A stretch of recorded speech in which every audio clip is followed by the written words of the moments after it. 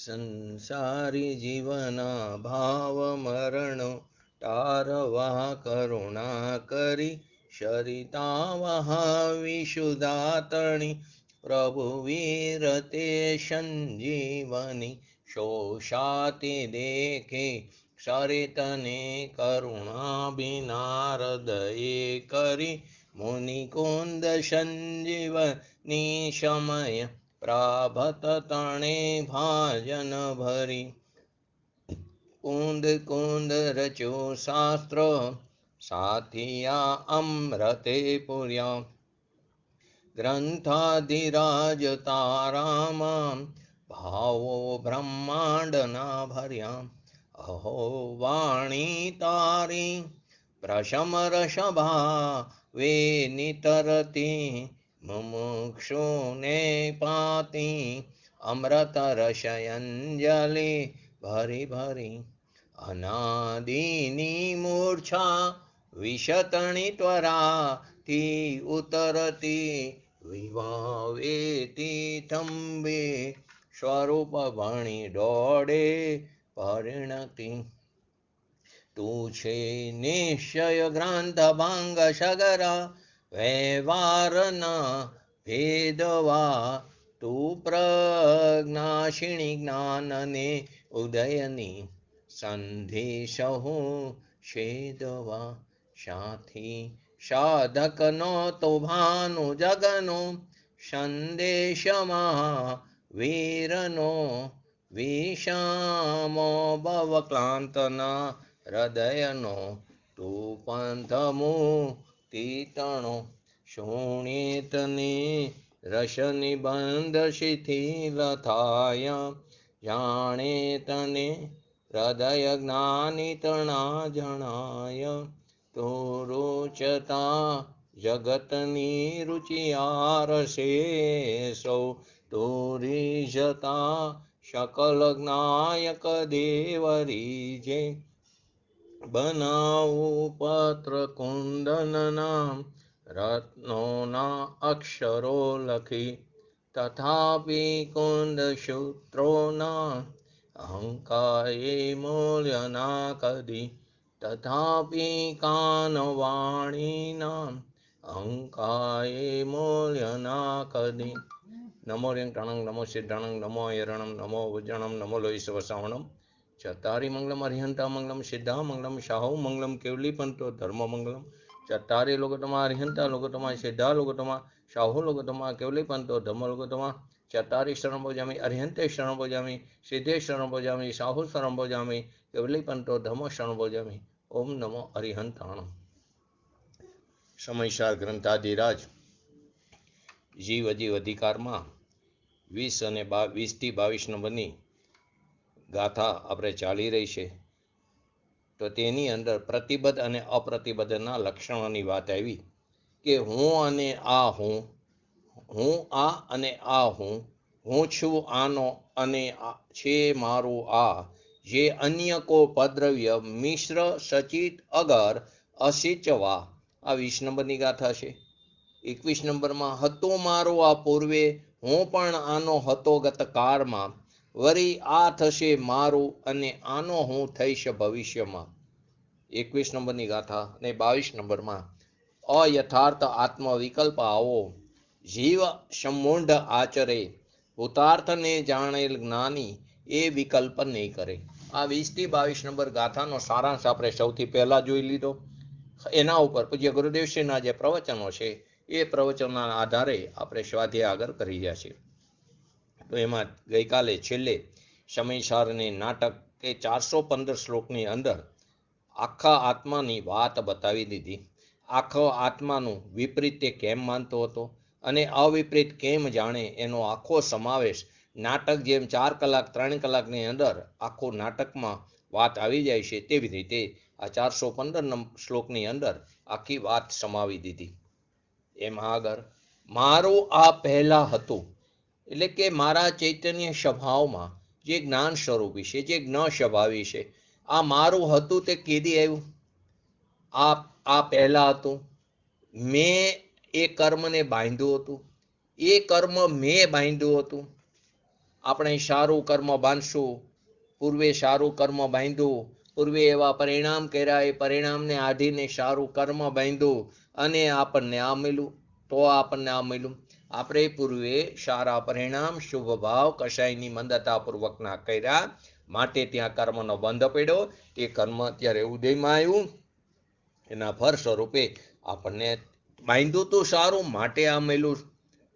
એમ આપણે અત્યારે બોલી પણ છીએ ને માની પણ છીએ. પૂર્વે પુણ્ય કર્મ બાંધ્યું તું તો આપણને આ વાત સાચી વાત સાંભળવા મળી. પૂર્વે કોઈ એવો શુભ ભાવ કર્યો તો, પૂર્વે એવો કોઈ પુણ્યનો બંધ કર્યો તો, માટે આપણને આ સારું સાંભળવા મળ્યું. માટે પુણ્યનો નિષેધ ન કરો, પુણ્યનો નિષેધ ન કરો કે આ પૂર્વે મેં પુણ્ય બાંધ્યું તું તો આ બધું મને સાંભળવા મળ્યું. પૂર્વે મેં પુણ્ય બાંધ્યું તું તો મને સાચા દેવગુરુ શાસ્ત્રનું શરણ મળ્યું, મને સાચી વસ્તુ સાંભળવા મળી, મને પૂજ્ય ગુરુદેવ શ્રી જેવા જ્ઞાની પુરુષોનો સત્સમાગમ થયો. તો કે તું એ મૂઢ જીવ છું કે એ મૂઢ જીવે પૂર્વના પુણ્યને પણ મારું માન્યું. વર્તમાનની વાત આવી ગઈ, ભૂતકાળની વાત ચાલે છે કે એ જીવે શું કર્યું, પૂર્વનો જે પુણ્ય હતું એ મેં બાંધ્યું તું માટે મને આ સારું મળ્યું. તો કે પૂર્વના પુણ્યને પણ શું માન્યું, મારું માન્યું. તો શું આવ્યું, હતું મારું આ પૂર્વે, હું પણ આનો હતો ગતકાળમાં. આ બે અપેક્ષા નાસ્તિથી આવે. અસ્તિત્વમાં શું આવશે, જ્ઞાનીના લક્ષણ આવશે, પ્રતિબદ્ધના કે અગ્નિ છે, ઈંધણ છે.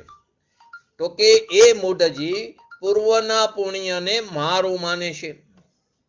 તો વર્તમાન પણ મને જે સંયોગ મળ્યા એનાથી મને લાભ થયો, એનાથી મને લાભ માનનાર એ સંયોગને જ આત્મા માન્યો. વર્તમાનમાં મને એ પૂર્વના પુણ્ય કર્મને કારણે મને શું થયું, એને કારણે મને સંયોગ મળ્યો, અને એ જે સંયોગ મળ્યો એનાથી મેં લાભ માન્યો. તો એનાથી લાભ માનનારો સંયોગને જ આત્મા માન્યો. મને વાણી આદિ મળી, સાચી વાણી સાંભળવા મળી, મને સમોસરણમાં ભગવાનની દિવ્ય વાણીનો સંયોગ થયો, એનાથી મને લાભ થયો. તો એ સંયોગને એટલે કે અજીવને કે જે જીવ સ્વભાવની અંદર નથી, આપણા વસ્તુ સ્વભાવમાં તેનું અસ્તિત્વ નથી, અને છતાં જે જીવ સ્વભાવમાં નથી, જીવ સ્વભાવ જેની અંદર નથી એને આપણે જીવ માન્યું. એ અજીવ છે, એની અંદર આપણે જીવ સ્વભાવને માન્યો. તો એને આપણે જીવ માન્યો તો શું થયું કે તું મૂઢ છું, તું અપ્રતિબદ્ધ છું, અજ્ઞાની છું, અધર્મ દ્રષ્ટિવાળો છું, તું પાપી દ્રષ્ટિવાળો છું, અને તું લોકોતર મૂર્ખ છું. તો વર્તમાનમાં પણ કોઈ એમ માને છે કે આ વાણી મને સંયોગ મળ્યો, વર્તમાનમાં પણ આપણે માની છીએ કે આ વાણીનો મને સંયોગ મળ્યો, સમોસરણ મળ્યું તો મને લાભ થયો. તો વર્તમાનમાં પણ અજીવને જીવ માન્યો. તો શું થયું કે મને આ વાણીનો સંયોગ મળ્યો, સમોસરણમાં હું જઈને ભગવાનની વાણી સાંભળવા મળી તો એનાથી મને લાભ થયો. એ બધું તો પરલક્ષી જ્ઞાન છે. એ પરલક્ષી જ્ઞાનથી આત્મિક જ્ઞાનની ક્યારેય પ્રાપ્તિ નહીં થાય છે. પરલક્ષી જ્ઞાન પણ મારું જ્ઞાન મારામાં જ થાય છે, પરંતુ તે પરનું લક્ષ્ય છે, માટે એને પરલક્ષી જ્ઞાન કીધું. એનાથી આત્માની પ્રાપ્તિ નહીં થાય.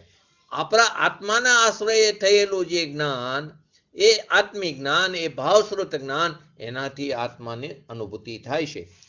તો કે વર્તમાનમાં પણ એને અજીવને જીવ માન્યો. કોને કે જે સમોસરણ મને મળ્યું, મને આ સંયોગ મળ્યો, મને આ વાણી મળી તો મને હિત થયું. તો વર્તમાનમાં પણ તે અજીવને જીવ માન્યો છે. એ તારો જીવ સ્વભાવ નથી, અને એને લઈને જીવ સ્વભાવ પ્રાપ્ત નથી. એ તારો સ્વરૂપ નથી, અને એને લઈને તને તારા સ્વરૂપની પ્રાપ્તિ થતી નથી.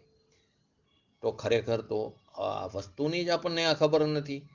પોતાનો ચૈતન્ય ભગવાન આત્મા આપણી સાથે ત્રણેયકાર આપણી સાથે બિરાજમાન છે, અને આપણે શું કરીશું, પરના કંઈ પણ આશ્રયથી લાભ માનવા જઈશું. પરના આશ્રયથી લાભ માનવા ગયા. સ્વાધ્યાયથી મને લાભ થયો, મને જ્ઞાની પુરુષોના સત્સમાગમથી લાભ થયો, મને સાચા દેવગુરુ શાસ્ત્રની શ્રદ્ધાથી લાભ થયો. એ રાગ છે, એ તો હિંસા છે, આશ્રવ છે. એનામાં એમણે કહેલી વસ્તુને સ્વના લક્ષ્ય વિચારીશ તો લાભ થશે. ત્યારે તેમના ઉપર નિમિત્તપણાનો આરોપ આવે છે. પરંતુ આપણે શું કરીએ છીએ, પરના આશ્રયથી મને લાભ માનવા ગયા. તો ખરેખર શું કરી છે? આપણે શાસ્ત્રોમાં બહુ કડક ભાષામાં કીધું છે કે ત્યાં તારું ખૂન થઈ જાય છે. ખૂન થઈ જાય એટલે કે તું તારા સ્વભાવનો ઘાત કરેશ, તું તારા સ્વભાવનો અનાદર કરેશ, તું તારા સ્વભાવની તું હિંસા કરે છે. તારી પ્રભુતા જે અંદર પડેલી છે એને તું લૂંટાવેશ. તારી પ્રભુતા લૂંટાઈ જાય છે. કેમ? કે તે પરના આશ્રયથી લાભ માન્યું કે ભગવાનની વાણીથી મને લાભ થયો. ભગવાનની વાણી તો પદ્રવ્ય છે, એનાથી મને કેવી રીતે લાભ થાય? મારો લાભ તો મારા સ્વભાવના આશ્રય થાય. પરંતુ હું શું માનું છું? માન્યતામાં શું છે કે પરના આશ્રયથી મને લાભ થાય. બહારના બધા દ્રવ્ય જે છે તે મારા માટે તો કેવા છે? પદ્રવ્ય છે, મારા જીવ દ્રવ્ય સિવાય. હવે એનાથી મને લાભ થાય, એમની વાણીથી મને લાભ થાય. નિમિત્તની ભાષામાં એમ જ આવે, વ્યવહારની ભાષામાં એમ જ આવે કે પૂજ્ય ગુરુદેવ શ્રી પંચમકારમાં મળ્યા, એનાથી મને લાભ થયો, એનાથી મને આત્મા શબ્દ સાંભળવા મળ્યો. પરંતુ તે વખતે જો પોતાની ઉપાદાનની લાયકાત નહીં હોય તો એમના ઉપર નિમિત્તપણાનો આરોપ કેવી રીતે આવશે? તારું કલ્યાણ તો તારા આશ્રય થશે. એ પણ એમ જ કહે છે, તું મારી સામે ન જો.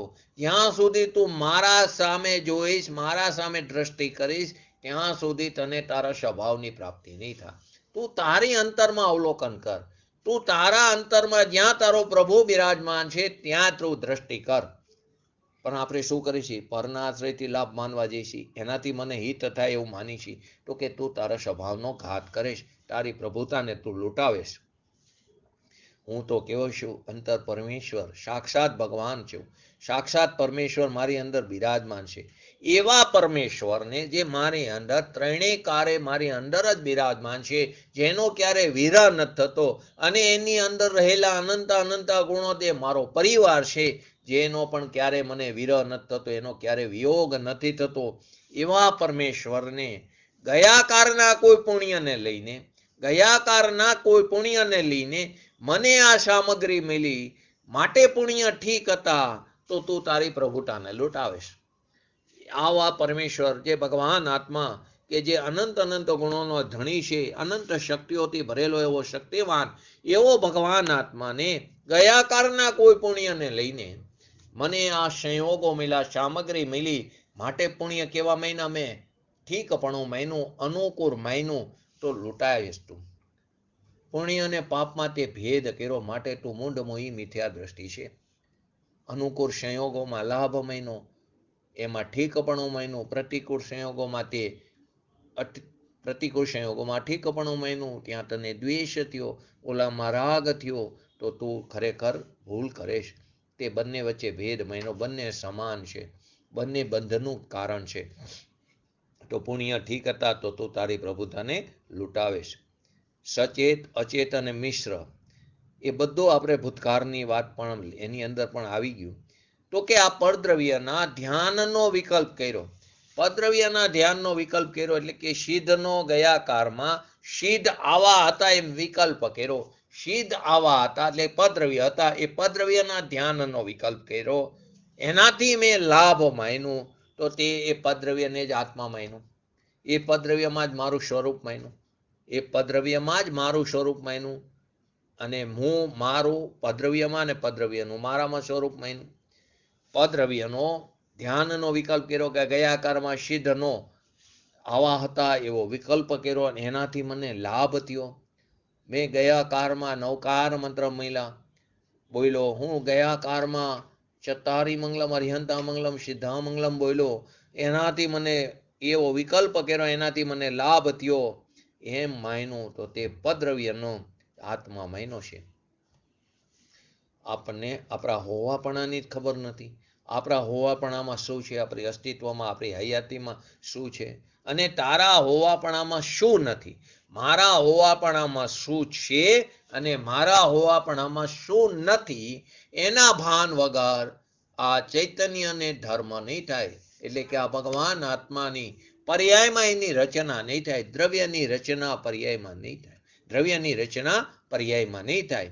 જ્યાં સુધી મને મારા હોવાપણામાં શું છે અને મારા હોવાપણામાં શું નથી એનું ભાન નથી, ત્યાં સુધી ધર્મની પ્રાપ્તિ નહીં થાય ત્યાં સુધી મોક્ષ માર્ગની શરૂઆત નહીં થાય, અને મોક્ષ માર્ગની શરૂઆત નહીં થાય તો પૂર્ણ દશા પણ પ્રાપ્ત નહીં થાય. તો પહેલું તો આવી વસ્તુ જ આપણને સાંભળવા ન મળે. જો પૈસાનો બરિયો હોય ને એમ કે તું પૈસાનું દાન કર, પૈસા વાપર. કોકને એમ કે 2-5 મંદિર તમે બનાવી દો, તું દાન કર પૈસાનું. કોઈ પૈસા શાસ્ત્રમાં વાપરે, એનો અર્થ એમ નથી કે ન વાપરવા. પૂજ્ય ગુરુદેવશ્રીના ઘણા પ્રવચનોમાં જો તમે સાંભળ્યું હોય તો એ વારંવાર બોલતા હતા, એમની લાઈફમાં, એમના આખા જીવનકાળમાં એમને ક્યારેય કોઈ શાસ્ત્ર બનાવવાની એટલે કે એની છપાવવાની વાત ક્યારેય કરી નથી. એક ખાલી પૂજ્ય બેનશ્રીબેનના વચનામૃતમાં એમણે છપાવવાની વાત કરી હતી. બાકી કોઈ શાસ્ત્ર એમણે એમ નથી કીધું કે આ છાપો. એમણે ક્યારેય એમ નથી કીધું કે આ મંદિર બનાવો. કોઈ મંદિર બનાવે કે મેં 10 લાખ વાપરા, મેં 15 લાખ વાપરા, મેં અંદર 20 લાખ વાપરા, તો પહેલા કે પછી એક જ લીટીમાં કે બધું ધૂળ છે. પહેલા એને કે પછી એમ કે આ બધું ધૂળ છે. તમે બહુ સરસ જો એમનું એક્ઝામ્પલ એક સાંભળ્યું હોય બેંગ્લોરનું, ભભૂતિ મલજીનું. તો અહીંયા બેંગ્લોરમાં 2 મંદિર છે આપણા. એ ભભૂત મલજીનું મંદિર પૂજ્ય ગુરુદેવશ્રીના સમય દરમિયાન બનેલું, અને તેમને સ્ટીલનો કે લોખંડનો બહુ મોટો વેપાર હતો. એમણે એ પ્રતિષ્ઠામાં એટલો બધો એમને ભોગ આપેલો અને પૈસા પણ એટલા વાપરેલા. બન્યું એવું કે એ દરમિયાન ભાવ બહુ વધી ગયા, કેમ કે એમને ધંધામાં એ સમય ધ્યાન નહોતું. ભાવ બહુ વધી ગયા તો એમને જેટલા વાપરા હતા એના કરતાં પણ વધારે ફાયદો થયો. એ સંયોગોનું કામ કરે છે. પરંતુ જો અહીંયા એમ માની લીધું કે મેં આ કર્યું માટે આ મળ્યું, તો તું મોંઢમાં એ મિથ્યા દ્રષ્ટિ છે.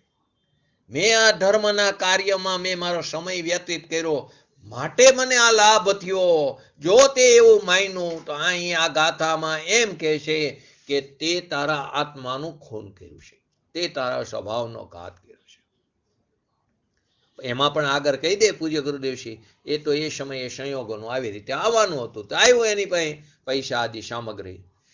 તો કોઈને પૈસાનો બરિયો હોય, કોઈ એવો ક્રિયાનો બરિયો હોય તેને કે પૂજા કરી નાખો, કોઈ વ્યવસ્થાનો બરિયો હોય તો કે તમે જાત્રા કરી નાખો. ખરેખર જાત્રા એટલે જાતને તારવી. એના બદલે આપણે શું કરીશું? જાત્રામાં જ્યાં પણ જઈએ છીએ ત્યાં ભગવાનની પ્રતિમા જોઈને શું કહીએ કે કેવી સુંદર પ્રતિમા છે, પરંતુ ક્યારે એવો વિચાર નથી કર્યો કે એ જે રસ્તા ઉપર ચાલીને જે વિતરાગ દશા, પૂર્ણ દશા પ્રાપ્ત કરી, આપણે પણ એ રસ્તા ઉપર ચાલીએ. ધારો કે આપણે સોનગઢ જઈ દર્શન કરવા જઈએ છીએ, 100% જવું પણ જોઈએ, કે જ્યાં એક જ્ઞાની પુરુષ વિચારતા હતા, એના કણે કણમાં ત્યાં આત્માની વાત સમજાય છે, સંભળાય છે.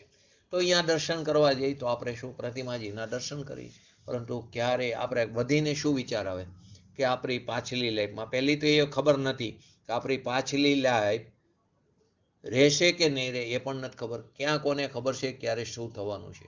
પરંતુ આપણે શું કે અમે પાટલી ઉંમરમાં ત્યાં જ રહેવાના છે. એક સારું મકાન બનાવી તો શું વિચાર્યું? સંયોગો વધારવાનું વિચાર્યું. ક્યારે એવો વિચાર ન કર્યો કે હું ભગવાન બનવાની પ્રક્રિયા ચાલુ કરી દઉં. મારો જે કંઈ સમય બચ્યો છે તો જે ભગવાન શું બનવાની એટલે જે છું તેને પર્યાયમાં એની રચના કરવાની પ્રોસેસ ચાલુ કરું, એ વિધિને અમલમાં મૂકું. પરંતુ આપણે અહીંયા પણ શું વિચાર્યું? એક મકાન લઈ લો ને અહીંયા રહું, તો પહેલાં તો સંયોગ ઉપર દ્રષ્ટિ ગઈ.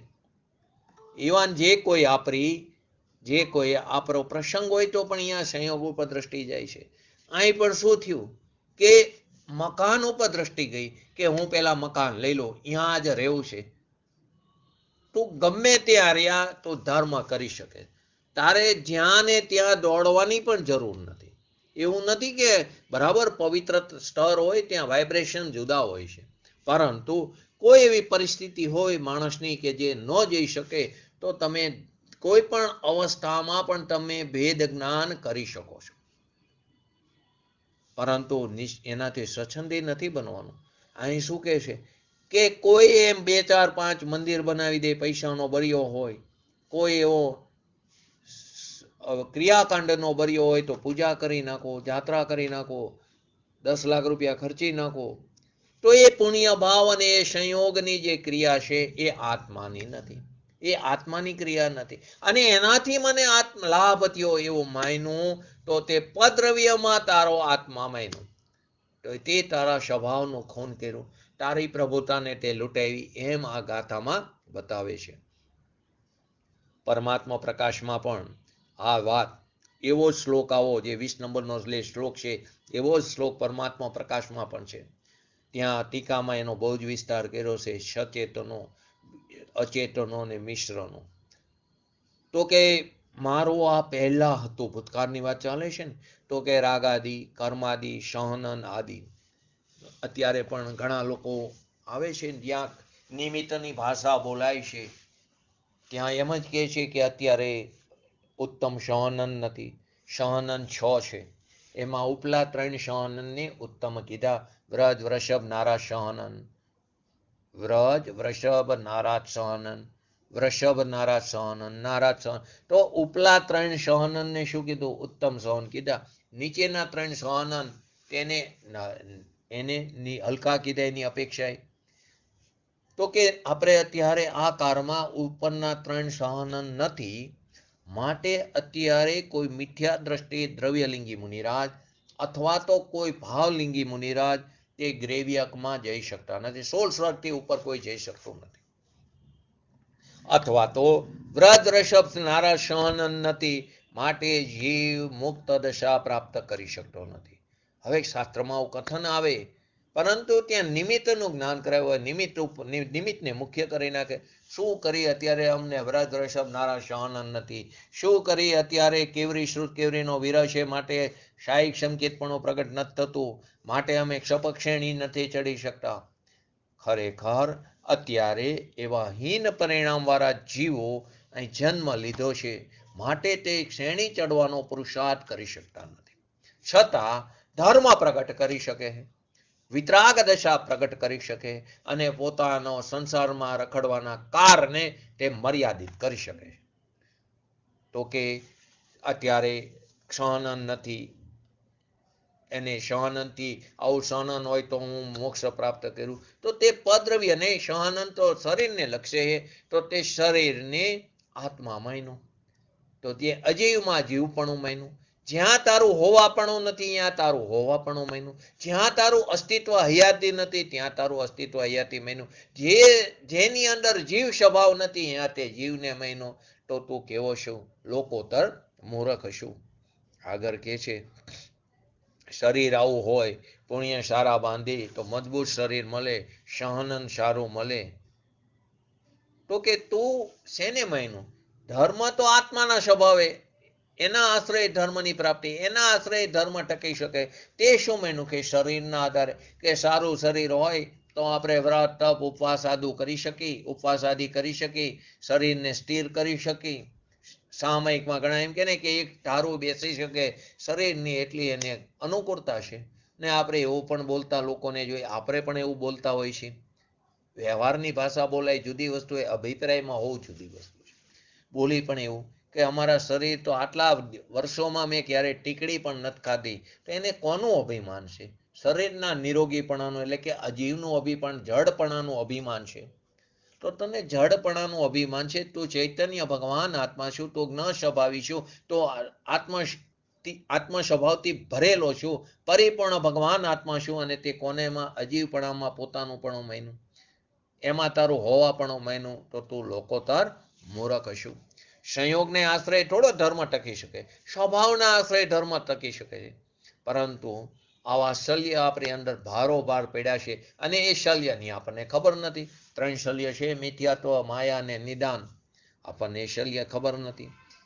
મારું આ પહેલા હતું, ભૂતકાળની વાત છે, મારું આ પહેલા હતું, માટે શરીર સારા મળ્યા, લક્ષ્મી એટલે કે સંયોગો સારા મળ્યા, સંયોગો સારા મળ્યા, લક્ષ્મી અમારી પાસે ખૂબ થઈ, તો અમે નિવૃત્તિ લીધી ને અમે ધર્મ કર્યા, પુણ્ય કર્યા. લક્ષ્મી સારી હતી તો અમે પૈસાનું દાન કર્યું, અમારી પાસે પૂર્વે કરેલું પહેલા હતું ને પુણ્ય, એ પુણ્ય અત્યારે ઉદયમાં આવ્યું ને, એને કારણે અમને સંયોગો મળ્યા, લક્ષ્મી આદિ મળી, તો એમાં ઠીકપણું માન્યું. એને કારણે અમે નિવૃત્તિ લઈને અમે ધર્મ કર્યો. ક્યાં માયનું મારા પણ પુણ્યમાં, પૂર્વના પુણ્યમાં. પાસ્ટની વાત હાલે ને 21 નંબરની ગાથામાં, હતો મારો આ પૂર્વે, હું પણ આનો હતો ગતકાળમાં.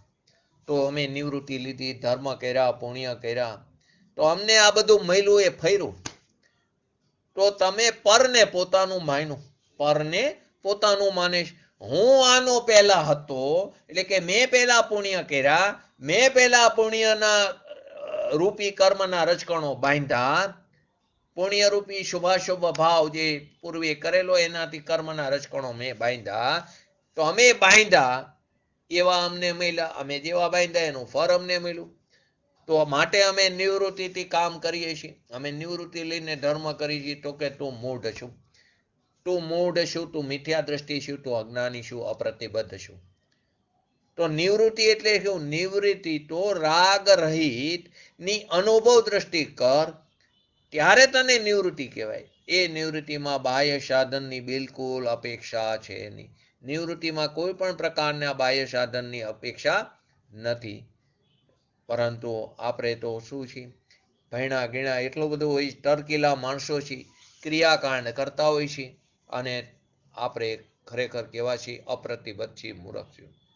આ ચૈતન્ય ભગવાન જે છે એને કોઈ પણ લપમાં, પૂર્વની લપમાં પણ નહીં અને વર્તમાનમાં પણ તું એને કોઈ પણ લપમાં, એ કોઈ પણ આવા વરગાડમાં તું ન નાખ કે એનાથી મને લાભ થશે, આનાથી મને લાભ થશે. તો તું આવું જો લપમાં નાખો ભગવાન આત્માને, તો તું મૂઢ છું, મરી જઈશ. શેમાં? તો કે 4 ગતિમાં રખડીશ. તે સંસારને તું સફર કરીશ. તું ક્યારેય ચૈતન્યને જુદો નહીં પાડી શકે. જે બે ભિન્ન છે તે બે ભિન્ન ને ભિન્ન તરીકે તું ક્યારેય નહીં જાણી શકે. તો ઘણા કહે ને કે વ્યવહાર સુધારો, વ્રત તપ આદિ સુધારો, પૌષધ વ્રતનું કોઈ પાલન કરતા હોય. ખરેખર પૌષધ વ્રત કોને કહેવાય? કે એકાંત સ્થાનમાં રહીને ધર્મ ધ્યાનમાં વ્યતીત કરવો છે. આખું પૌષધ વ્રતનું સામાયિકમાં આપણે પ્રતિક્રમણની અંદર એનું આખું અંદર 12 પ્રકારના વ્રતની અંદર છે પૌષધ વ્રતનું સ્વરૂપ. તો કે પૌષધને સુધારો, વ્યવહાર સુધારો, કોલસા ઢોરા કરો. ક્યારે કોલસા ઢોરા થાય? 3 કારમાં કોલસો ઢોરો ન થાય. કોલસા હોય એને ઢોરા કરો ક્યારેય નહીં થાય. ક્યારે થશે? તો તું એને બારીશ નાખીશ ને, એને અગ્નિ મૂકીશ ને, એને હરગાવીશ ને, પછી ઢોરા થાય છે. એમ કોઈ પણ બહારના સાધન, એટલે કે વ્યવહારને સુધારવાની વાત કરે, પણ ક્યારે વ્યવહાર સુધરે? તારા અંદરના પરિણામ જો નિર્મળ થશે તો વ્યવહાર સુધરશે. તારે અંદર નિશ્ચય પ્રગટ થશે તો એ વ્યવહારનું નામ પામશે. બહારના સાધન જે ભૂતના વર્તમાનના, એ મારા આત્માને, કોઈ પણ બહારના સાધન ભૂતના હોય કે વર્તમાનના હોય, તે મારા આત્માને મદદગાર નથી. ભવિષ્યની બીજી લીટીમાં છે, અત્યારે આપણે પૂર્વની વાત ચાલે છે.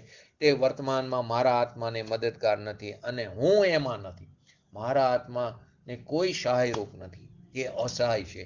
કેમ કે એ નિરપેક્ષ છે, એ પૂરેપૂરા સામર્થ્યથી ભરેલો, એને કોઈની અપેક્ષાની જરૂર નથી. એટલે એને નિરપેક્ષ કીધો. તો પૂર્વના અને વર્તમાનના કોઈ પણ સાધન મારા આત્માને મદદગાર નથી, કેમ કે હું એમાં નથી. એમ બહાર અગ્નિ મૂક, અંદરથી અગ્નિ મૂકીશ તો કોલસો સફેદ થશે. એમ તું અગ્નિ મૂકી દે અને સળગાવી દે તારી માન્યતાને. પૈસાવાળાને ઘણી વાર એમ લાગે કે આપણે કોઈ પણ ધાર્મિક પ્રસંગ હોય અથવા તો કોઈ પણ ફંક્શન હોય તો શું કરે? પૈસાવાળા જે હોય, જે લોકમાં એને મોટા કહેવાતા, એને આગળ બેસાડે કે ધર્મની શોભા વધે. ગરીબ હોય, કોઈ એવો ઓળખાણ વગરનો હોય, એને ક્યાં બેસાડે? આ પૂજ્ય ગુરુદેવશ્રીના શબ્દો એમના પ્રવચનના, કે એને ક્યાં બેસાડે? પાછળ બેસાડે. તો કે આગળ જે બેઠા હોય પૈસાનું દાન કરે, એને કહો એટલે 2-5 કરોડ રૂપિયા તરત ભેગા થઈ જાય છે.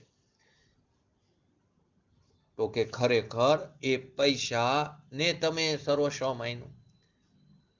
તમે કોઈને પર્યાય, કોઈને દ્રવ્ય દ્રષ્ટિથી ન જોયા, તમે પર્યાય દ્રષ્ટિથી જોયા.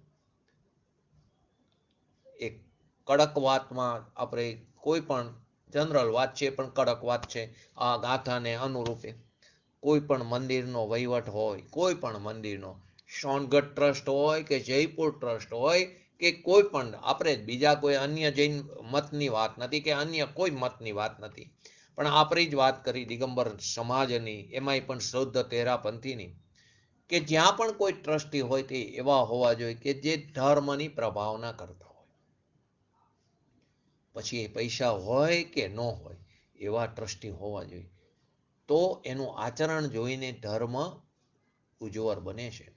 પરંતુ આ શું ચાલે લૌકિકમાં કે નહીં, પૈસા ખર્ચે એવા હોય એ ટ્રસ્ટી હોવા જોઈએ જેના આચરણમાં પણ ઘણીવાર ઠેકાણા નથી હોતા. એવા આપણે ઘણીવાર ઘણા મંદિરોમાં આવા ટ્રસ્ટીઓ બની જતા હોય. તો આ વસ્તુ તે પાંચમા કારનો આ પ્રભાવ છે, બીજું કંઈ નથી. પરંતુ આપણે એમાં પડવું નથી. પણ અહીં તો જે ગાથાને અનુરૂપ શું કહે છે પૂજ્ય ગુરુદેવશ્રી, કે જે પૈસાવાળા હોય તેને આગળ બેસાડી દે, ગરીબ હોય એને પાછળ બેસાડી દે. તો કે તમે બધાને પર્યાય દ્રષ્ટિથી જોઈએ, કોઈ દ્રવ્ય દ્રષ્ટિથી ન જોઈએ. એ પણ ભગવાન આત્મા છે. ઓલો 5-15 લાખ રૂપિયા વાપરે એટલે એને આગળ બેસાડ્યો, 2-5 કરોડ રૂપિયા વાપરે એટલે. તો કે તે ખરેખર ખેમાં પરમાં તારવ હોવા પણ માન્યું છે. તો અમારે લઈને ધર્મની શોભા પૈસાવાળો કે તમે પૈસા વિનાના નિર્ધન માણસ શું કરશો? તમે પૈસા વગરના છો, તમે ગરીબ છો, તમે શું કરો? તો પૂજ્ય ગુરુદેવશ્રી કહે છે એમની જ ભાષામાં, સાંભળને હવે, નિર્ધન કોણ છે? આનંદ કંદથી હું ભરેલો સઘન ભગવાન આત્મા છું. નિર્ધન ક્યાં છું? હું તો કેવો છું? આનંદ કંદથી ભરેલો સઘન ભગવાન આત્મા છું. એ નિર્ધન ક્યારે હોય નહીં. એ નિર્ધન ક્યારે હોય નહીં. નિર્ધન હતો માટે ગરીબ છે. નિર્ધન હતો, પૈસા નહોતા, લક્ષ્મી નથી, માટે ગરીબ છે. માનવું એ આત્માને સધન માટે અધિક છે. માનવું તો તે મૂઢ છું, તું પરને પોતાનું માન્યું છે. ફરી વાર, જે નિર્ધન હતો માટે ગરીબ છે એમ માનવું આત્માને, અથવા તો એની પાસે સધન એટલે ખૂબ પૈસા છે માટે તે અધિક છે એમ માનવું તો તું મૂઢ છું, તે પરને પોતાનું માન્યો છે. તું લોકોતર મૂર્ખ છું. હું આનો પહેલા હતો, મેં પુણ્ય કર્યા હતા, પણ તું પુણ્ય કર. પુણ્ય તો વિકાર છે.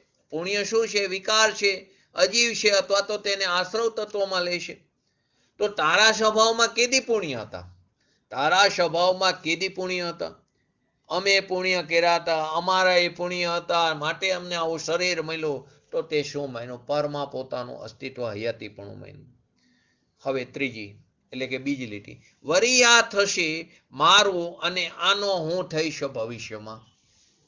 તો હું આનો પહેલા હતો, મારું આ ભવિષ્યમાં થશે. હું આનો પહેલા હતો અને મારું આ ભવિષ્યમાં થશે. હું પુણ્ય કરીશ તો ભવિષ્યમાં બધા સારા સંયોગો, સારા સાધન મળશે. હું પુણ્ય કરીશ તો મને ભવિષ્યમાં સારા સાધન મળશે, તેથી મને લાભ મળશે, એ મને હિત થશે મારો. હું અત્યારે શુભ ભાવ કરું, અત્યારે મને તત્વની વાત ઉતરતી જ નથી, અથવા તો પુરુષાર્થ ઉપડતો નથી, પરંતુ અત્યારે શુભ ભાવ કરું કશાયની મંદતા પૂર્વક, તો ભવિષ્યમાં મને બધા અનુકૂળ સંયોગો મળશે, એનાથી મને પ્રાપ્તિ થશે, એનાથી મને લાભ થશે. આપણે બોલીશ પણ છીએ આવું. ઘણા એમ પણ કે પુણ્ય કરો તો સ્વર્ગમાં જશું, ભગવાન પાસે જવાશે, વિદેશ ક્ષેત્રમાં જવાશે, કે ત્યાં તો ભગવાન બિરાજમાન છે. પરંતુ એ પણ ખ્યાલ નથી કે વિદેશ ક્ષેત્રમાં, જંબુદ્વીપના વિદેહમાં કેટલા છે. એવું હજી પણ ઘણા લોકોને એ પણ ખ્યાલ નથી કે સદા માટે વિષ વિહરમાન તો હોય જ છે, પરંતુ અમુક સમયે 160 તીર્થંકર ત્યાં વિદેશ ક્ષેત્રની અંદર હોય છે. 160 આર્યખંડ છે, દરેકમાં તીર્થંકર હોય છે. અહીં જ્યારે આપણો આ 24ના અજીતનાથ ભગવાન હતા ત્યારે 160 તીર્થંકર હતા. ત્યારે ટોટલ 170 તીર્થંકર. 5 ભરતમાં 5 બિરાજમાન હતા, 5 ઐરાવતમાં 5 બિરાજમાન હતા, અને 160 આર્યખંડમાં 160 તીર્થંકર બિરાજમાન હતા. પરંતુ સામાન્ય રીતે 20 જ હોય છે, અને એ 20 વિદેશ ક્ષેત્રની અંદર. તો એ 20ની અંદર આપણા જંબુદ્વીપમાં તો 4 છે, બાકીના ઘાતકીના 2 વિદેહમાં બાકીના 8, અને પુષ્કરદ્વીપના 2 વિદેહમાં બાકીના 8.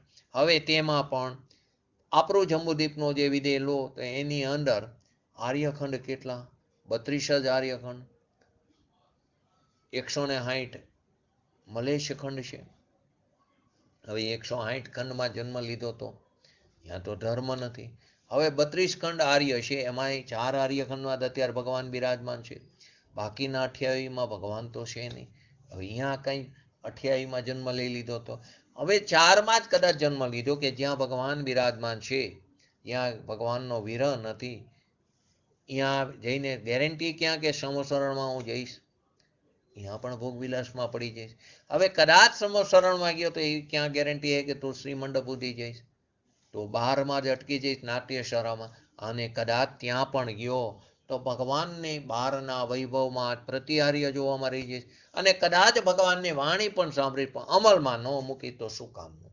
તો આપણે અનંતવાર આવી રીતે જે એવા વાણી પણ સાંભળી પરંતુ અમલમાં ન મૂકી તો શું કહે છે? પુણ્ય કરી તો સ્વર્ગમાં જઈશું, ભગવાન પાસે જવાશે, દિવ્ય વાણી સાંભળશું અને ત્યાં જઈને હું સંકિત પામીશ.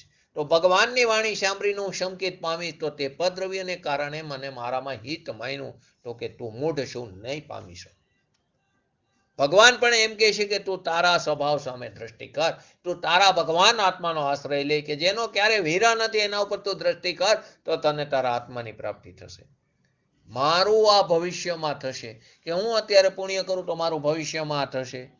પુણ્ય કર્યા એ નકામા નહીં જાય. ઘણા એમ કે પુણ્ય કરો નકામા નહીં જાય, આપણને સ્વર્ગ પણ આપશે અને સ્વર્ગમાંથી ભગવાન પાસે પણ જવાય. ઇન્દ્ર થઈ, દેવો થઈ તો ભગવાન પાસે જવાય. પંચકલ્યાણકમાં દેવો જાય છે, ઘણા દેવો જાય છે. તો કે અમે સ્વર્ગમાં જઈ તો ભગવાન પાસે પણ જવાય. તો કે તું મૂઢ છું, સંયોગથી આત્માને લાભ માયનો ભવિષ્યમાં. તો તે જળને આત્મા માયનો. શું માયનો? ભવિષ્યમાં. એટલે કે સંયોગથી આત્માને લાભ ભવિષ્યમાં માયનો કે અત્યારે પુણ્ય કર્યું તો મને અનુકૂળ સંયોગો મળે, સ્વર્ગમાં જઈશ, ત્યાંથી ભગવાન પાસે જઈશ અને ત્યાં એમની દિવ્યવાણી સાંભળીને સંકિત પામીશ. તો કે તે પદ્રવ્યથી તારા આત્માનું હિત માયનું, તે એનાથી લાભ માયનો તો તું કેવો છું? મૂઢ છું. તો કે તે જળને આત્મા માન્યો છે, આત્માને આત્મા ન માન્યો. આત્માને તે આત્મા નથી માન્યો. કુનકુન ભગવાન જંગલમાં હતા ત્યારે પ્રશ્ન કરે છે શિષ્ય કે ત્યારે તેમને બીજાને લાભ આપવા વિકલ્પ શું કામ કર્યા? તો પછી એમને શું કામ એવો વિકલ્પ કર્યો? બીજાને લાભ આપવા માટે એમને ટીકા લખી, એમને શાસ્ત્રોની રચના કરી, લખ્યા. તો પૂજ્ય ગુરુદેવશ્રી સમજાવે છે એ વિકલ્પ એમનો ક્યાં જતો? આચાર્ય ભગવાન શું કહે છે? કુનકુન આચાર્ય દેવ આપણે ઘણીવાર આવે કે ટીકા મેં ટીકાની રચના જ નથી કરી. એ ટીકા લખવાના જે શબ્દો છે સ્વયં પરિણમિત થયા, હું એનો કરતા નથી. અભિપ્રાય પણ જ્ઞાનીઓના કેવા હોય છે. તો કે વિકલ્પ અમારો કેદી હતો અને વિકલ્પમાં અમે લાભ પણ ક્યાં માન્યો? અમને તો ખેદ હતો. સ્વભાવથી ચ્યુત થયા ને, શુભ ઉપયોગમાં હતા, છઠ્ઠા ગુણસ્થાનમાં હતા, એમને એમનો ખેદ હોય છે, એમની પરિણીતિ જ્ઞાન તરફ ટકેલી હોય છે, તે ફરી પોતાના સ્વભાવના જોરે 7મા ગુણસ્થાનમાં જાય છે, સ્વસ્થાન અપ્રમદ દશામાં જાય છે. જ્યાં સુધી સાતિશ્ય પ્રમદ દશામાં નહીં જાય ત્યાં સુધી શ્રેણી પણ ન ચડી શકતા. તો એ પ્રબર પુરુષાર્થ કરીને તે 7મા ગુણસ્થાનના બીજા ભાગમાં સાતિશ્ય પ્રમદ દશામાં જઈને ઉપશમ અથવા શપક શ્રેણી ચડે છે. સંયોગક્ષમ સંકિત હોય એની વિસંયોજના થાય એને ઔપશમિક સમ્યક દર્શન, જેને દ્વિતીયોપશમ સમ્યક દર્શન સમ્યક્ત્વ કીધું તે ઉપશમ શ્રેણી ચડે છે. અને ક્ષાયિક સંકિતિ હોય તે ઉપશમ પણ ચડે અને ક્ષાયિક શપક શ્રેણી પણ ચડી શકે છે. તો કે મને વિકલ્પ થયો, એમાં પુણ્ય બંધાશે, એનાથી અમે ભવિષ્યમાં તીર્થંકર થશું, અમે ભવિષ્યમાં ઇન્દ્ર થશું, અમે ભવિષ્યમાં ભગવાન પાસે જશું. એવું અમે ક્યારે માન્યું જ નથી. એવું અમે ક્યાં માન્યું હતું? આ વિકલ્પ થયો શાસ્ત્રોની રચના કરવાનો, એનાથી મને પુણ્ય થશે. મને કષાયની મંદતાપૂર્વકનો આ શુભ ભાવ છે, તો એનાથી મને પુણ્ય બંધાશે. એ પુણ્યના ફળ સ્વરૂપે હું ભવિષ્યમાં તીર્થંકર થઈશ, કરુણા ભાવ આવ્યો અને એના કારણે હું કાં તો ઇન્દ્ર થઈશ, ભગવાન પાસે જવાશે. તો અમે એવું ક્યાં માન્યું? તો આ પ્રતિબદ્ધ જ્ઞાનીની વાત છે. તો અમે તો કહીએ છીએ કે આ મારું ભવિષ્યમાં વિકલ્પનું ફળ આવશે. આ મારું ભવિષ્યમાં વિકલ્પ જે મેં કર્યો ને શાસ્ત્રોની રચના, એ વિકલ્પનું ફળ આવશે. એ તો જડ માનનાર છે. આ મારું ભવિષ્યમાં વિકલ્પનું ફળ આવશે તો તે ખરેખર જડને માન્યું. અમે ચૈતન્ય, અમે ભગવાન આત્મા, અમે જ્ઞાની એને એમ માનતા નથી. તો એવી અંદર અભિપ્રાય હોવો જોઈએ. તો હું કોઈ ભવિષ્યમાં હું પુણ્ય બાંધું છું. પુણ્ય છે મારા વર્તમાન, પુણ્ય છે મારા વર્તમાનમાં ને છે એ મૂઢ છે, અને એનાથી ભવિષ્યમાં મને કંઈ લાભ થાય એ માનનારા પણ મૂઢ છે. અત્યારે પુણ્ય કરે છે વર્તમાનમાં કશાયની મંદતાપૂર્વકના શુભ ભાવ, એનાથી પુણ્યનો બંધ પડ્યો, એને મારા વર્તમાનમાં માન્યા એ પણ મૂઢ, અને એનાથી ભવિષ્યમાં મને સારા સંયોગો અને અનુકૂળતા આદિ મળે, એનાથી મને કંઈ હિતપણું લાભપણું થશે, તો એ માનનારો પણ શું છે? તે પણ મૂઢ છે. તો આપણે કેવા છીએ? આપણા ચૈતન્યની સ્વતંત્રતાના અંતર સાધનની અંદર અંતરમાં જ સ્વતંત્રતાના સાધન પડ્યા, એમાં કોઈ પરની જરૂર નથી, કોઈ પરની અપેક્ષા નથી. તું સ્વાધીન છું. જો પરના સાધનથી તે માયનું મને મારી સ્વતંત્રતા, મારું સ્વાધીનપણું પરના સાધનથી જો તે માયનું, તો તે જડને જ આત્મા માયનો છે. પરથી હું નિરપેક્ષ છું, મને કોઈની જરૂર નથી. દ્રવ્ય પણ નિરપેક્ષ છે, ગુણ પણ નિરપેક્ષ છે, અને પર્યાય પણ નિરપેક્ષ છે. ગુણને કોઈ બીજા ગુણોની જરૂર નથી. ગુણને ધરનાર ભગવાન આત્માની પણ જરૂર નથી, એ પણ નિરપેક્ષ છે. માટે તે એક ગુણ બીજા ગુણનું કાર્ય નથી કરતો. જેવી રીતે આંખ છે તે કાનનું કામ કરતી નથી, કાન છે તે નાકનું નથી કરતું, એવી રીતે જ્ઞાન ગુણ દર્શન ગુણનું કરતું નથી, દર્શન ગુણ ચારિત્ર ગુણનું નથી કરતું. ઘણાને એવો પ્રશ્ન હોય છે કે અમે તો આટલો બધો શાસ્ત્રોનો અભ્યાસ કરી છે, તો કેમ સમ્યક દર્શન પ્રાપ્ત થતું નથી? કેમ અમને ચારિત્ર દશા પ્રાપ્ત થતી નથી? તો કે તે શાસ્ત્રો અભ્યાસ કર્યો, પહેલું તો એ શાસ્ત્ર જ્ઞાન છે, પરલક્ષી જ્ઞાન છે, પરંતુ તે જ્ઞાન ગુણનું કાર્ય છે. એ થોડું શ્રદ્ધા ગુણનું કાર્ય કરવાનું. સમ્યક દર્શનની પર્યાય તો શ્રદ્ધા ગુણની પર્યાય છે. અને એનાથી પણ આગળ ઋષભદેવ ભગવાનનું આપણે વારંવાર એક્ઝામ્પલ લઈએ છીએ. 84 લાખ પૂર્વનું આયુષ્ય લઈને આવેલા, 83 લાખ પૂર્વ શેમાં ગયા? તો કે ગ્રહસ્થ દશામાં રાજપાટ આદિમાં ગયા. મુનિ દશા એવું ચારિત્ર અંગી 4 જ્ઞાનને લઈને આવેલા, 4 જ્ઞાનના ધણી હતા. 4 જ્ઞાનના એટલે મન પર્ય જ્ઞાન તો મુનિ દશા હવે પછી થાય, પરંતુ 3 જ્ઞાન તો લઈને આવેલા હતા. તો કે 4 જ્ઞાનના એ ધણી, પરંતુ મુનિ યોગ્ય ચારિત્રપણો અંગીકાર નહોતો થયો. તો મુનિ યોગ્ય ચારિત્રપણો એ પર્યાય ચારિત્ર ગુણનું છે કાર્ય, એ એના સમયે થયું. એમને સમ્યક દર્શન પણ થયું. સમ્યક દર્શન તો લઈને આવેલા હતા. પંચકલ્યાણક અહીં ઉજવાય છે, જેના પણ અહીં પંચકલ્યાણક ઉજવાય એ બધા સમ્યક દર્શન લઈને આવેલા હોય. ગર્ભ કલ્યાણક એના જ ઉજવાય કે જે સમ્યક દર્શન સાથે ગર્ભમાં ઉતર્યા હોય. છતાં પણ ચારિત્રપણું પ્રગટ થયું. કેમ? તો કે દરેક ગુણ નિરપેક્ષ સ્વતંત્ર છે, પર્યાય પણ નિરપેક્ષ સ્વતંત્ર છે. તો કે તું એમ માને કે મારું સાધન પર, તો તે જડમાં અથવા તો પદ્રવ્યમાં તારું અસ્તિત્વ માન્યું છે. મારે કોઈ પરની જરૂર નથી, બિલકુલ જરૂર નથી. જો પરના સાધનથી મેં મારા અસ્તિત્વને માન્યું, તો તે જડને જ આત્મા માન્યું, તો તે અચેતનને જ આત્મા માન્યું. માટે કુનકુન આચાર્ય દેવ કહે છે કે જીવ અને અજીવની સત્તા કેવી છે? ભિન્ન ભિન્ન છે. ભગવાન આત્મા કેવો છે? ઉપયોગ લક્ષણ વાળો છે, જ્ઞાન દર્શન વાળો છે.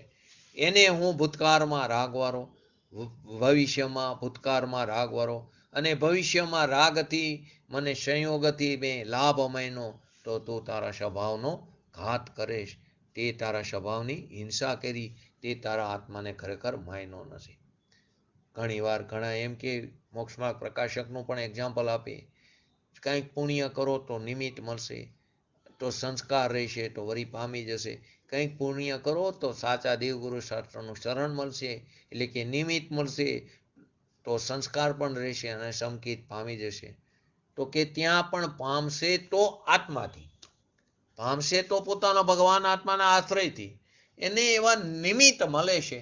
એ નિમિત્ત પણ એની યોગ્યતાથી આવે છે. તારી પોતાની ઉપાદાન લાયકાત હોય તો એ નિમિત્ત અનુકૂળ વસ્તુ હાજર હોય છે. પુણ્ય કર્યા માટે નિમિત્ત મળ્યા, તો તું તારી માન્યતા ખોટી છે. તો તો અહીં આવે એક્ઝામ્પલ આવે અંદર મોક્ષમાર્ગ પ્રકાશકમાં આવે પણ છે, પણ ત્યાં નિમિત્તનું જ્ઞાન કરાવવાની વાત થઈ. અને વળી પામી જશે, સંસ્કાર રહેશે તો વળી પામી જશે, નિમિત્ત મળશે તો સંસ્કાર મળશે અને પામી જશે. તો કે ત્યાં પામે હે પણ તો ભગવાન આત્માના આશ્રય. જેવી રીતે આપણે વારંવાર કહીશી, શું કહીશી? પુણ્ય ફલા અર્યંતા, પુણ્યના ફળ અર્યંત પદ મળે એવો અર્થ કરી નાખો. એમ નથી. પુણ્યના ફળમાં તો 8 પ્રતિહાર્ય આદિ વૈભવ મળે છે. અર્યંત પદ તો ભગવાન આત્માના આશ્રય પ્રાપ્ત થાય છે. એમ અહીં પણ શું કહે છે કે પામશે તો પોતાના ભગવાન આત્માના આશ્રયથી. મોક્ષમાર્ગ પ્રકાશકનો વળી આધાર પણ આપી દે. મારું આ ભવિષ્યમાં થશે. આપણે જે ભાવ કર્યા એ નકામા નહીં જાય. કર્યું કદી ક્યાંય જતું જ નથી. પાછા આવી વાત પણ આપણે કરી. આપણા ભાવ કર્યા હશે એ નકામા નહીં જાય, શુભ કે અશુભ. ભવિષ્યમાં આપણને શુભ ભાવ કર્યા હોય તો સગવડતા મળશે, અનુકૂળતા મળશે, શરીર આદિ નિરોગી મળશે, પૈસા આદિ મળશે. શરીર નિરોગી મળશે તો ધર્મ થશે. શરીરમાં રોગ હોય તો કેવી રીતે ધર્મ થાય? પ્રતિકૂળતા હોય તો કેવી રીતે ધર્મ જાય? તો ખબર પડે 7મી નરકમાં રવ જે નરક જે પીડાથી ભરેલું, એ 7મી નરકમાં પણ જીવ પોતાના સ્વભાવનો ભાન કરી શકે. ગમે એટલી પ્રતિકૂળતા હોય, બધી નરકની અંદર સમ્યક દ્રષ્ટિ જીવો છે. સમ્યક દર્શન સાથે આ કાર્ય અત્યારે શાયિક સમકીતી હોય એ જ પહેલી નરક સુધી જઈ શકે. પણ આ કાર્ય તો શાયિક સમ્યક દર્શન પણ નથી. તો આ કાર્ય પંચમકારમાં કોઈ સમકિત સમ્યક દર્શન સાથે નરક ગતિમાં ન જતો, પણ ત્યાં જઈને સમ્યક દર્શન પ્રાપ્ત કરી શકે. તો કે શરીર નિરોગી હશે તો ધર્મ થાય. સરોગી એટલે કે રોગ સહિતનું જો શરીર હશે તો કેવી રીતે ધર્મ થાય? એથી એ માનનારો કે હું આ ભવિષ્યમાં મારું થશે એવું તે માન્યું, તો તે અચેતનમાં મારું પોતાના અસ્તિત્વને માન્યું કે શરીર નિરોગી મળશે, હું આવું કંઈક કરીશ તો મને શરીર નિરોગી મળશે, તો હું ધર્મ કરી શકે. તો તે શું માન્યું? કે પુણ્યમાં પોતાનું અસ્તિત્વ માન્યું. રોગ કે અરોગ એ જડની અવસ્થા છે. કોની? શરીરની અવસ્થા. શરીરના અંદર 5,68,97,000 ઉપર રોગો પડેલા છે.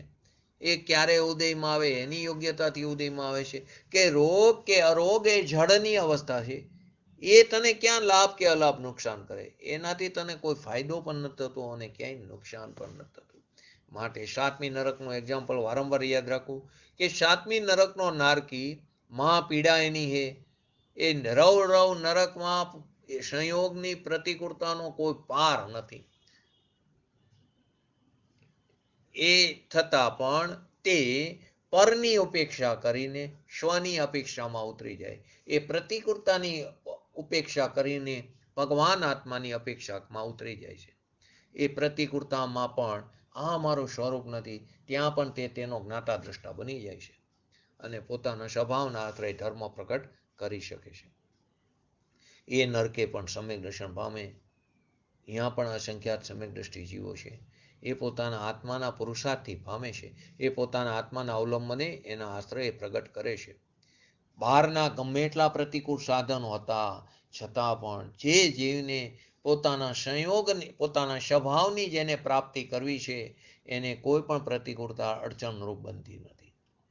પરંતુ પુરુષાર્થની નબળાઈ હોય ત્યાં એમ કે શું કરી, અંતરાય કર્મનો દોષ છે, અમારે તો ઘણું આત્માનું કરવું તો પણ હવે આ ભાવમાં એવી જ અમને સંયોગો, એવી જ પરિસ્થિતિ મળી, અમે અમારું કરી ન શક્યા. તો તે બહારની પ્રતિકૂળતામાં સંયોગને કારણે અમે મારામાં હું કંઈ કરી ન શક્યો. તો તે શું માન્યું? પદ્રવ્યમાં પોતાનું અસ્તિત્વ માન્યું છે. તો બહારના પ્રતિકૂળ સાધનો તો આટલા હતા, એ સાધન તને થોડું રોકે છે. એ તો પદ્રવ્ય છે, એનો તારામાં અભાવ છે અને તારો એનામાં અભાવ છે. એ થોડો આપણને રોકી શકે છે. કોઈ એમ માને કે પાપની પ્રતિકૂળતાના સાધનોમાં આત્મા નિવૃત્તિ ન લઈ શકે તો તે અચેતનને જ જીવ માન્યો છે. જો એવું માન્યું કે પાપની પ્રતિકૂળતાના સાધનોમાં આત્મા નિવૃત્તિ ન લઈ શકે તો તે શેને માન્યો છે? અચેતનને જ ભગવાન આત્મા માન્યો છે. તો કે સચેત, અચેત અને મિશ્ર, ભૂતકાળના, વર્તમાનના કે ભવિષ્યના, એમાં રાગથી લઈને બધું આવે. એનો જેટલો ઉકેલ કરવો એટલો કર કે મારું આ ભવિષ્યમાં થશે. ઘણા એમ પણ કે કર્યું કે નકામું નહીં જાય, પુણ્ય કર્યા હોય તો કામમાં આવશે, કર્યા નહીં જાય. ગુજરાતીની કહેવત છે દાળિયાની દાઢી ન જાય. દાળિયા માણસ લાખો દી જે મજૂરી કરે ને દાઢી કરવા આવે એને દાળિયા કે, એની દાઢી ન જાય. કામ કરે ને દાઢી તો આવવાની. એટલે કે કંઈક કર્યું હોય છે તો આવશે, કર્યું નકામું જતું નથી. તો કે આપણે કંઈક કરશું તો એનું ફળ આવશે. તો કે હા આવશે. શું આવશે? તે જે કર્યું છે ને શુભ ભાવ કે અશુભ ભાવ, એનો ફળ તાર 4 ગતિ આવશે. 4 ગતિનું પરિભ્રમણ આવશે. બોલી પણ કર્યા કે બોલે કર્યા લેખે લાગશે, કંઈ પણ કર્યું લેખે લાગશે. માટે એને પુણ્ય ઘરે વેર્યું છે. પુણ્યમાં તેને હિતપણું માન્યું છે. અહીં તો આપણે બીજી કડીમાં ભવિષ્યમાં આ પુણ્યથી મને લાભ થશે, સારી સામગ્રી હશે તો લાભ થશે, અનુકૂળતા હશે તો મને લાભ થશે. તો એ સામગ્રીને તે આત્મા માન્યો છે. તે સામગ્રીને આત્મા માન્યો છે. મારું આ ભવિષ્યમાં થશે. આ શાનન મજબૂત જોઈશે, વ્રત ઋષભ નારા શાનન, તો મને કેવર જ્ઞાન પ્રાપ્ત થશે.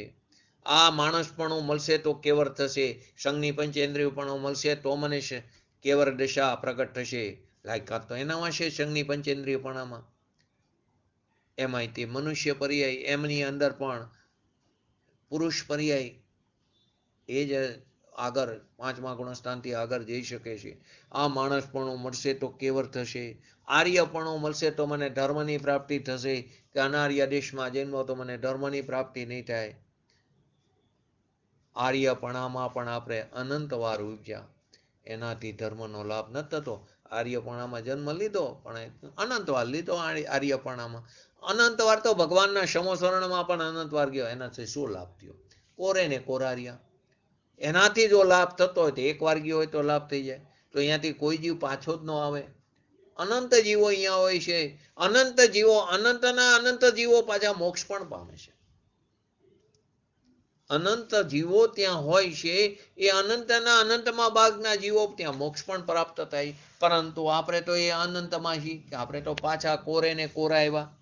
તો કે આર્યપણામાં પણ અનંતવાર ઉગ્યા. એના કારણે જો ધર્મની પ્રાપ્તિ થતી હોય તો થવો જોઈએ, પણ ધર્મનો લાભ નથી. સમસરણમાં પણ અનંતવાર ગયા, પણ એકવાર આત્મામાં ન ગયા, એનાથી પણ લાભ નથી. દિવ્ય ધ્વનિ પણ અનંતવાર સાંભળી, માટે કે એનાથી પણ આપણને કોઈ ફાયદો ન થયો. એટલે આપણે આપણા આત્માનું ન કર્યું, આપણે એમને અમલમાં ન મૂકી વાણીને. એ વાણીને અમલમાં મૂક્યો તે વાણી એ ઉત્કૃષ્ટ નિમિત્તનો આરોપ આવે તેના ઉપર. દિવ્ય ધ્વનિ પણ શું છે? પર છે. પરથી મને જો લાભ માયનો તો તે પરને જડને જ આત્મા માયનો, માટે તું લોકોતર મૂરખ છું. આવો ભગવાન આત્મા ચૈતન્યનો નૂરનું પૂર કીધું, એમાં વિકલ્પ છે એનો. હું તો નિર્વિકલ્પ છું, એમાં વિકલ્પની કોઈ ગંધ પણ નથી. એ સિવાય રાગ અને રાગનું બંધન અને એના ફળ ભવિષ્યમાં અમને ઠીક પડશે. આ બાંધી દીધું હોત તો સારું થાત. આ પુણ્ય કર્યું હોત તો અનુકૂળ સંયોગો તો મળે, શરીર નિરોગી મળે, બધી ઇન્દ્રિયો કામ કરતી મળે, સાચા દેવગુરુ શાસ્ત્રનું શરણ મળે, કોઈ સમજાવનાર મળે. હંમેશા શેના ઉપર આપણે આધાર રાખ્યો? પર ઉપર આધાર રાખ્યો. ક્યારે સ્વ ઉપર દ્રષ્ટિ ન કરી. તું એકવાર તો તારા સ્વભાવ સામે દ્રષ્ટિ કર. એક ક્ષણ તારા સ્વભાવની દરકાર કર, તો તારા ભવભ્રમણનો અંત આવ્યા વગર નહીં રહે. પરંતુ આપણે તે તરફ દ્રષ્ટિ જ નથી કરતા. લાભ માની આપણે બધામાં જડમાં જ લાભ માની છીએ, પર વસ્તુમાંથી જ લાભ માની છીએ. પર વસ્તુથી થોડો લાભ થાય. એ તો નિમિત્ત, એટલે પર વસ્તુથી લાભ થતો નથી, પરંતુ આપણે શું માની છીએ? પરથી લાભ થાય એવું માની રહ્યા છીએ અનાધિકારથી. એથી તો આપણે નિમિત્તની મૈત્રી છોડતા નથી. શું કરીશી? નિમિત્તની મૈત્રી છોડતા નથી. સાચા દેવગુરુ શાસ્ત્ર નિમિત્ત છે, ભગવાનની દિવ્યવાણી નિમિત્ત છે, જ્ઞાની પુરુષો નિમિત્ત છે. આપણે નિમિત્તની મૈત્રી છોડતા નથી. પ્રવચન સારમાં બહુ સરસ વાત કીધી છે કે પોતાના જ્ઞાનમાં એ જ્ઞેય નિમિત્ત પડે છે. આપણા જ્ઞાનમાં એ જ્ઞેય છે, એ જ્ઞેય નિમિત્ત ઉપર આરોપ આવે. એ જ્ઞેય છે, એ પદ્રવ્ય શું છે? મારા જ્ઞાનનું જ્ઞેય છે. ને આપણને એમ લાગે છે કે આને લઈને અહીં થાય છે, આપણે શું માની? એને લઈને થાય છે, માટે આપણે એની મૈત્રી છોડતા નથી નિમિત્તની. પરંતુ ખરેખર શું છે? મારા જ્ઞાનનું એ જ્ઞેય છે, પરંતુ આપણે તેની મૈત્રી છોડતા નથી. છેલ્લી વાત કરીને આજનું સ્વાધ્યાય પૂરું કરી. કે દેહ છોડીને સમાધિ, કે ભગવાન આત્મા એટલે કે દેહ છોડી દેવો એટલે કે એને સમાધિ કેવી, એવી પણ માન્યતા કે દેહનું ઘણા સમાધિ મરણ અલગ અલગ માન્યતાઓ અન્ય મતોમાં ચાલી રહી છે. તો કે સંથારો શબ્દો પણ એવા આવે. તો ભગવાન આત્મા બિલકુલ ભૂત ભવિષ્ય વર્તમાન રાગ અને રાગના ફરતી કેવો તદ્દન નિરાળો છે.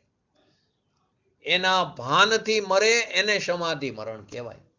પોતાના સ્વભાવનું ભાન કરીને મરણ થાય એને સમાધિ મરણ કહેવાય. પરંતુ દેહનું મરણ એ સમાધિ મરણ નથી. દેહ છોડ્યો એ સમાધિ નથી. આટલી વસ્તુ મેં છેલ્લે છોડી, મેં આટલા પચકાણ લીધા એ સમાધિ નથી. સ્વભાવના ભાન વગર બધું એકડા વગરના મીંડ્યા છે. તો કે રાગ ને રાગના ફરતી તું તદ્દન નિરાળો છું. એના ભાનથી જો તે મરણ થયું તારું તો એ સમાધિ મરણ છે. બાકી બધા નમો અર્યંત્રાણમ નમો અર્યંત્રાણમ એ જે બધા વિકલ્પો છે એ વિકલ્પ એ મારો છે, એનાથી મને લાભ થાય છે એવું માન્યું તો તારું 12 મરણ છે. સમાધિ મરણ નથી, 12 મરણ છે. આપણે કહીએ કે નવકાર મંત્ર ગણો. ખરેખર સાચો મુમુક્ષ એ કહેવાય કે મરણના સમયે છેલ્લા સમયોમાં કઈ વસ્તુ જ નહીં સાંભળવાની. કોઈ કહે તો કે બસ મને મારું કરવા દો, જો ભાન હોય એવા પરિસ્થિતિ હોય, મને મારું કરવા દો. મેં આખી જિંદગી જે કંઈ હું તત્વને સમજ્યો છું એનું મને ઘોલન કરવા દો. હવે મારે કંઈ સાંભળવું નથી. જે મેં સાંભળ્યું છે એનું મને ચિંતન મનન મંથન ઘોલન કરવા દો. બસ એકલા રહો. તો કે એ સાચું અંતિમ સમયે મુમુક્ષની સોચ આવી હોવી જોઈએ. તો કે એ જે વિકલ્પ છે નમોર્યંત્રાણમ એનાથી મને લાભ થયો માન્યું તો 12 મરણ છે. જળને પોતાનો માનીને મર્યો. એ વિકલ્પને જળ કીધું, એને પોતાનો માનીને તારો મરણ થયો માટે એને 12 મરણ કીધું. રાડ નાખી જાય લોકો કે આવી વાત કરે કે નવકાર મંત્રને સ્મરણ કર્યું એને 12 મરણ કીધું. હા, એ વિકલ્પ છે. એનાથી મને લાભ થયો એ તારી માન્યતામાં તો માટે તે 12 મરણ છે. તારા સ્વભાવનું ભાન નથી માટે 12 મરણ છે. જો તું તારા સ્વભાવના ભાન સહિત તારું મરણ હોય તો તે સમાધિ મરણ છે. તો આપણે પણ આપણા ભગવાન આત્માનું સ્મરણ કરી એના આશ્રય આપણી પર્યાયમાં શીઘ્ર ને શીઘ્ર વિતરાગતા પ્રગટ કરી એવી પરમ વિરલ ભાવના સાથે આજનું વ્યક્તિત્વ પૂરું કર્યું. હજી પણ આવતા શુક્ર શનિ કદાચ સ્વાધ્યાય નહીં રે મંગળથી રવિ અહીં શિબિર છે હેમંતભાઈ ગાંધી પંડિતની, માટે રાતનો એમનો પણ આ સમય છે. તેથી આપણો કદાચ મંગળવારથી શનિવાર સુધી આપણા ક્લાસ નહીં રહે. સોમવારે ક્લાસ કરો, પછી આવતા સોમવારથી નિયમિત ક્લાસ ચાલુ કરશે. બોલો જીનવાણી સ્તુતિ.